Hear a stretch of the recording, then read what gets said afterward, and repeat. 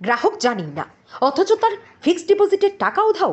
ব্যাংকের ভেতরে অসহায় মহিলার আত্মচিৎকারে চাঞ্চল্য ছড়িয়েছে। ঘটনা রাজধানীর হকার্স কর্নারের উল্টো দিকে ইন্ডিয়ান ব্যাংকের একটি শাখায়। রানীর বাজারে বাসিন্দা অনিমা দেবনাথ জানান, 1 বছর আগে তিনি ইন্ডিয়ান ব্যাংকের এই শাখায় 1 লক্ষ টাকার ফিক্সড ডিপোজিট করেন। ম্যাচিউর হয়ে যাওয়ার পর গত কয়েকদিন ধরে তিনি টাকা তোলার জন্য চেষ্টা করছেন। কয়েকদিন বিভিন্ন কথা বলে ঘোরানোর পর হঠাৎ ব্যাংক কর্তৃপক্ষ বৃহস্পতিবার জানিয়ে দেয় ফিক্সড ডিপোজিটের 1 মাস পরে নাকি টাকা তোলা হয়ে গেছে। এই কথা শুনে অনিমা দেবীর মাথায় যেন বাজ পড়ে, কেননা তিনি এই বিষয়ে কিছুই জানেন না। অসহায় মহিলা ব্যাংকেই কান্নায় ভেঙে পড়েন। গোটা ঘটনা নিয়ে মুখ খুলতে নারাজ ব্যাংক কর্তৃপক্ষ।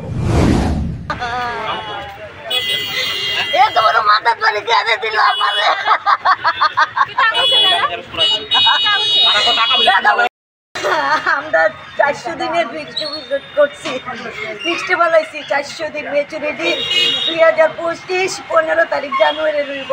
আমরা এতদিন পরে আইতাছি পরে কইতেছে আজকে না কালকে সার্ভে ডাউন কে হইছি জমা দেন এটা করেন করতে প্রথম দিন আইছি পরে আমরা কাগজটা দিয়ে আইছি পরে এই কাগজটা আমরা কই কি তাইটা জেরক্স আমি কই আমরা তো আর দেওয়া হইছে না, ইডুই দেওয়া হইছে। এখন আপনারা কোনো লোন টোন লইছেন নি আনতেন না, ওইটা তো আমরা ব্যাংকেতে দিই না। আমরা তো কোনো কারণ নেই আমরা এটা আমরা এই ব্যাংকে আইসি না। যেদিন ফিক্সড করে গেছি সেদিন ওই আইসি আর মেচুর হয়েছে করে আইতাছি। এবারে তো থানা জিএনটি করে তো আমি আইসি পরে কিটা কইছে? আইসি বলে তারা কইছে কইটা ডুপ্লিকেট আপনারা জেরক্স করা হয়েছে, আপনারা অরিজিনালটা কই। আমরা তো অরিজিনাল পাইছি না, আমরা কইছি ইডি তারা কইতাছে না, তারা এনতে কাগজটা দেখাইছে পরে এই কাগজের মধ্যে মিলে না। এখন আমরা বাধ্য আমরা এরপরও আমরা টাকাটা লাগে আমরা জিএনটি করে কাগজপত্র সব ব্যাংকে কইছে টাকাটা আছে কি নাই এতখানি এই কথা কইছে না। কালকে সন্ধ্যার সময় কালকে সব জমা দিয়ে গেছি করে কইছে এটা অ্যাকাউন্টে ট্রান্সফার হইতে ক্যাশ কাউন্টার বন্ধ হয়ে যাবো গা, কালকে টাকাটা উদ্ধার করতে পারবে। সন্ধ্যার সময় ভুল করছে আপনার এখন তো টাকা উড়ানি হয়ে গেছে গা, কি কইরা উড়ানিও ওখানে কইছে আপনার আজকে আইন আইসি পরে তারা সব কাগজপত্র বাই করেছে। 1 মাস পরে টাকাটা কেমনে উইথড্র হলো? ফিক্সড টাকা 400 দিন এবং দেখেন এখন আমরা 1 মাস আগে তোলা হয়েছে।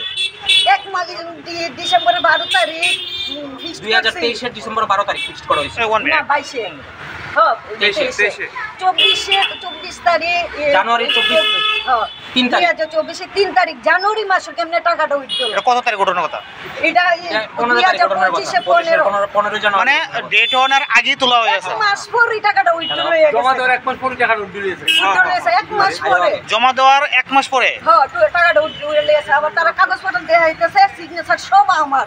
অনেক কি কইরা এটা বললো, আমরা তো আইছি না। আমি ব্যাংকে আসি এইটাছে মানে তারা সই তো প্রায় মিলতাছে। আচ্ছা কিন্তু সই আমরা করছি না, সই তাইনে করছই না এখানে প্রেসারে নিচে। আচ্ছা এটা কি জমা দেওয়ার 1 মাস পরে এরকম কি আছে রুলস যে 1 মাস পরে তুলতে পারবো?